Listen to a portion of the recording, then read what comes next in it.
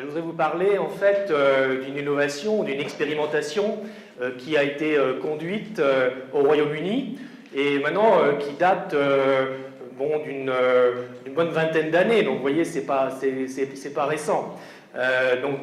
Cette expérimentation, elle a porté sur l'évaluation des apprentissages et des compétences des élèves dans la classe. Et pourquoi peut dire ici d'une grande histoire? Parce qu'au départ, ça a été une expérimentation qui s'est faite sur quelques établissements scolaires, sur quelques circonscriptions, comme on dirait en France, et qui ensuite s'est généralisée, est devenue une politique éducative au sens propre en Royaume-Uni, et qui ensuite s'est étendue à l'échelle mondiale. Donc l'évaluation pour les apprentissages, c'est évidemment différent d'une évaluation des compétences ou une évaluation des apprentissages des élèves.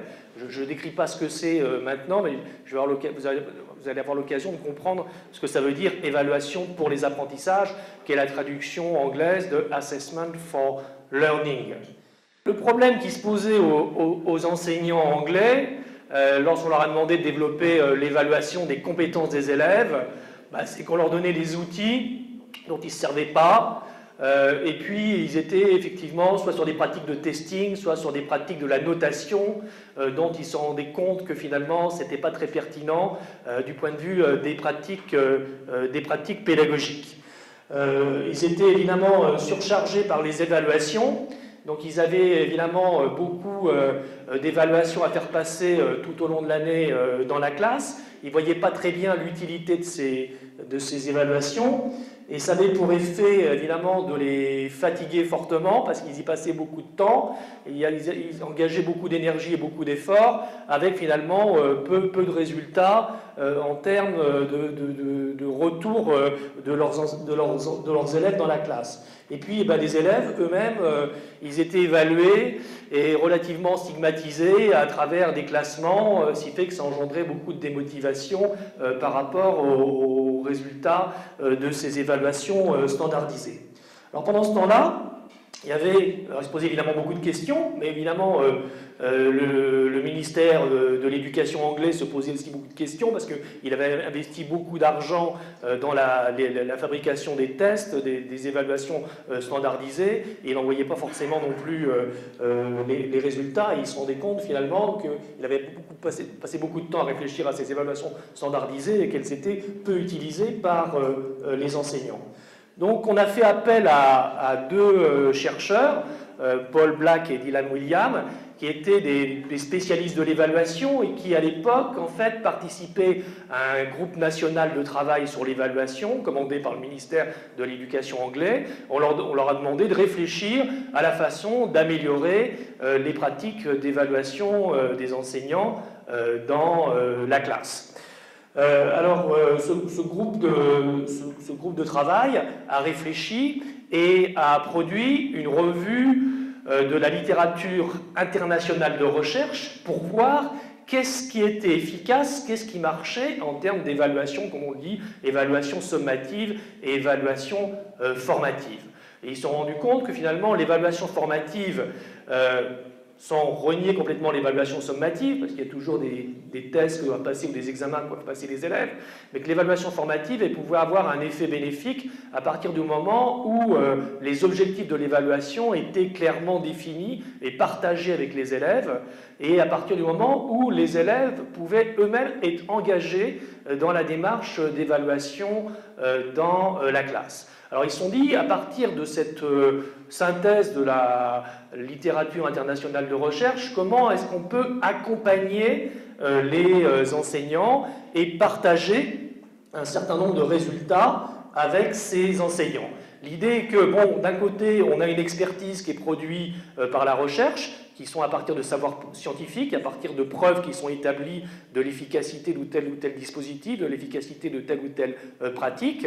Mais généralement, on a des enseignants qui sont dans leur classe ou dans leur établissement scolaire et qui ont des savoirs professionnels, qui peuvent partager avec d'autres enseignants, mais souvent qui ne font pas la connexion avec les savoirs scientifiques.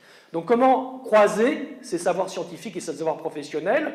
La réponse a été d'engager un certain nombre d'enseignants dans une expérimentation et dans un développement professionnel sur des enjeux d'évaluation des apprentissages des élèves.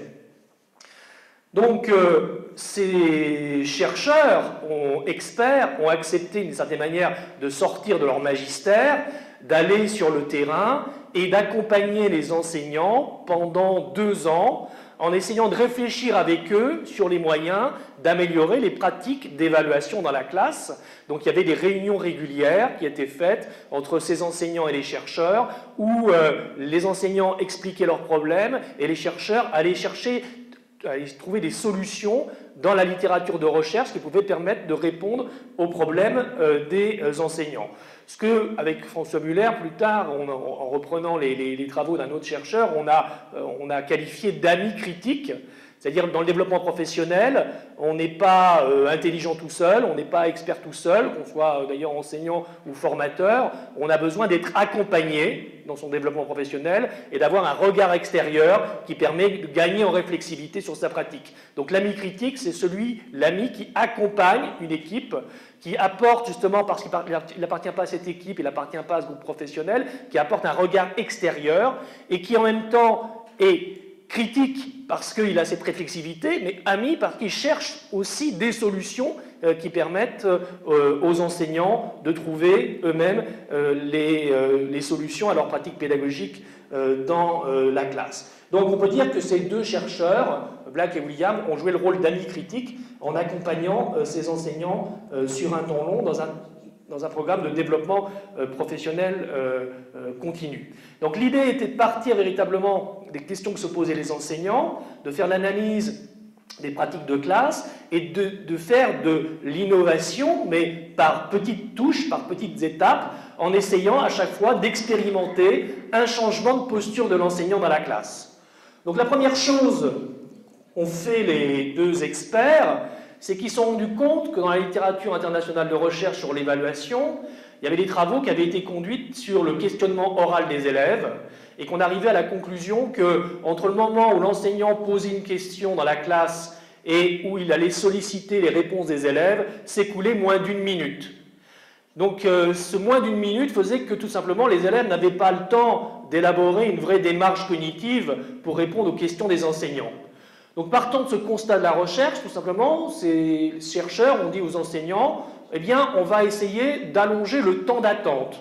Et plutôt que d'attendre, j'ai dit 1 minute, pardon, c'est 1 seconde ou 10 secondes, plutôt d'attendre 10 secondes dans la sollicitation de la réponse des élèves, on va étendre le temps d'attente à 20 secondes, voire à 30 secondes, le temps véritablement que les élèves aient le temps d'élaborer une réponse. Alors, c'était la première innovation. Et très rapidement, à la fois les enseignants et les chercheurs se sont rendus compte que ça contribuait à sensiblement améliorer le climat de classe. Que les élèves qui étaient peu investis étaient davantage engagés dans la formulation des réponses. Qu'il y avait véritablement une vraie interaction qui se construisait avec l'enseignant. Donc ça a été plutôt satisfaisant et les enseignants eux-mêmes ont dit finalement comment on pourrait aller plus loin. Alors les enseignants-chercheurs ont dit on pourrait peut-être travailler sur les copies des élèves. Parce que le constat qui était fait par les enseignants, c'est qu'ils passaient beaucoup de temps à corriger les copies des élèves, à faire des annotations, bon, faux, à revoir, comme vous le voyez sur cet extrait de copie, mais que finalement les élèves n'en tenaient pas compte. Donc du coup, ils passaient leur temps à évaluer les élèves, à mettre des appréciations qui n'étaient pas prises en compte par les élèves et qui n'avaient évidemment aucun impact sur leur apprentissage. Donc on s'est dit comment améliorer, sans renoncer à la notation, comment améliorer tout simplement la correction des copies des élèves.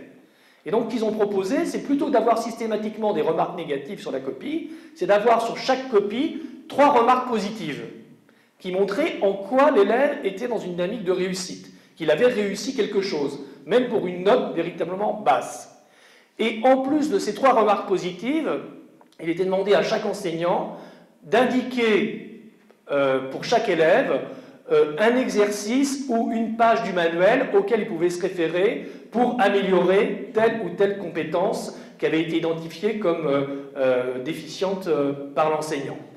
Et là, les enseignants se sont rendus compte que ça contribuait là aussi fortement à améliorer à la fois le climat de la classe, l'engagement des élèves et aussi l'estime de soi des élèves qui étaient davantage engagés dans les apprentissages. Donc ils ont voulu aller plus loin et ils se sont posé la question, mais est-ce qu'on ne peut pas impliquer les élèves dans la démarche d'évaluation? Et donc les enseignants ont testé à la fois la définition des objectifs et des critères d'évaluation avec les élèves, ont testé la démarche d'auto-évaluation de l'élève, capable de s'auto-évaluer sur son travail, et aussi la démarche d'évaluation entre pairs quand les élèves sont capables de s'évaluer mutuellement à partir d'un qui a réussi l'exercice ou qui a réussi à démontrer une compétence. Donc ça a eu évidemment un succès important, parce qu'on posait la question « est-ce que ça marche ?» Cette expérimentation sous forme de développement professionnel, d'accompagnement des enseignants pendant 2 ans a été évaluée. On a voulu voir si ça améliorait les résultats. Donc on a pris cette expérimentation comme un test. On a comparé ça avec des établissements qui n'avaient pas été engagés dans cette expérimentation. Et on s'est rendu compte que ça augmentait fortement les résultats des élèves on pourrait appeler des évaluations internationales ou même l'équivalent des évaluations internationales. Du coup, le ministère de l'Éducation anglais s'est dit il faut généraliser cette expérimentation. Et ce qui était finalement au départ une expérimentation limitée à quelques circonscriptions, à quelques établissements scolaires, est devenu une politique éducative au Royaume-Uni.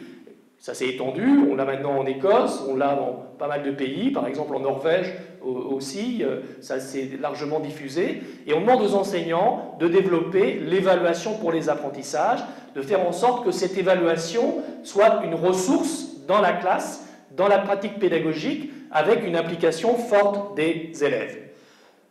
Depuis, il y a des travaux qui ont été faits de synthèse de la littérature internationale de recherche sur ces questions, en se posant la question, mais qu'est-ce qui marche véritablement dans l'amélioration de la réussite des élèves? Vous avez ce qu'on appelle des méta-analyses, qui sont des synthèses de grandes enquêtes qui sont conduites à l'échelle internationale et qui permettent de classer véritablement ce qui marche le mieux dans l'amélioration de la réussite des élèves. Eh bien, sans surprise, ce qui marche le mieux, c'est ce que je viens de vous présenter en termes d'évaluation pour les apprentissages, c'est-à-dire à la fois le feedback apporté aux élèves et les stratégies de métacognition, ce qui permet aux élèves d'être en position de réfléchir sur ce qu'ils apprennent, notamment à travers la démarche d'auto-évaluation ou l'évaluation entre pairs, voire dans le questionnement oral à partir du moment où on laisse du temps à l'élève pour véritablement se questionner. Et à côté de cette mise en œuvre de l'évaluation pour les apprentissages, qui est bien autre chose que ce qu'on appelle généralement l'évaluation formative, le deuxième facteur qui améliore la réussite des élèves, c'est le développement professionnel des enseignants. Autrement dit, le développement professionnel, les pratiques collaboratives entre les enseignants, à partir du moment où ils acceptent d'échanger leur savoir et leurs pratiques pédagogiques et de centrer ces échanges de savoir et de pratiques pédagogiques sur l'amélioration de leurs pratiques ou le changement de leurs pratiques pédagogiques dans la classe. C'est ce qui se passe, j'en ai parlé ce matin au Japon, c'est ce qui se passe dans les pays d'Asie du Sud-Est. Et ce développement professionnel, à l'échelle de l'établissement, ou d'un réseau d'établissements, ou d'une communauté professionnelle, qui permettent justement ce partage des savoirs professionnels et des pratiques pédagogiques dans la classe, c'est un des leviers forts de l'amélioration de la réussite des élèves. Donc c'est pour ça que je vous ai montré cette expérimentation, parce qu'elle a le mérite à la fois de se centrer sur la question de l'évaluation des apprentissages et des compétences des élèves dans la classe, qui est un des leviers importants de la transformation des pratiques pédagogiques. Si on ne remet pas en cause sa façon d'évaluer, et si on en reste à la notation, on ne peut pas parler véritablement de changement de pratique pédagogique. Et le développement professionnel, parce que, évidemment, c'est un levier important pour gagner en réflexivité et pouvoir être appuyé par un collectif qui permet aussi de changer sa pratique et de ne pas se sentir isolé quand on change sa pratique dans la classe, parce qu'évidemment, on sait tous que individuellement, lorsqu'on est isolé dans sa classe, c'est très difficile de changer les choses. On peut avoir des collègues qui sont hostiles ou des collègues qui ne comprennent pas. Et je dirais le travail en réseau, le travail dans une communauté professionnelle permet de gagner en assurance pour tester des choses, expérimenter des choses dans sa pratique de classe. Et en même temps, on voit bien, l'innovation, c'est pas la grande révolution, c'est pas forcément le grand soir, ça peut être tout simplement dans les ressources que produisent eux-mêmes les enseignants, dans l'inventivité, la créativité au sein de leur pratique pédagogique que se fait l'innovation. Le problème, c'est que cette innovation-là, souvent, elle est plutôt secrète, tacite, elle est assez peu partagée, alors qu'il y a des trésors d'inventivité et de créativité parmi les enseignants. Donc le développement professionnel, c'est ça aussi, c'est faire en sorte que tous ces savoirs, ces connaissances tacites, toute cette créativité, cette inventivité, eh bien, soient rendues publiques dans une communication, dans un échange sur les pratiques, dans du travail collaboratif, parce que c'est effectivement ça qui paye, moi, du point de vue de la recherche internationale et de ses résultats, qui paye en termes d'amélioration de la réussite des élèves. Voilà, j'arrête là, j'ai fait mon pitch de 15 minutes.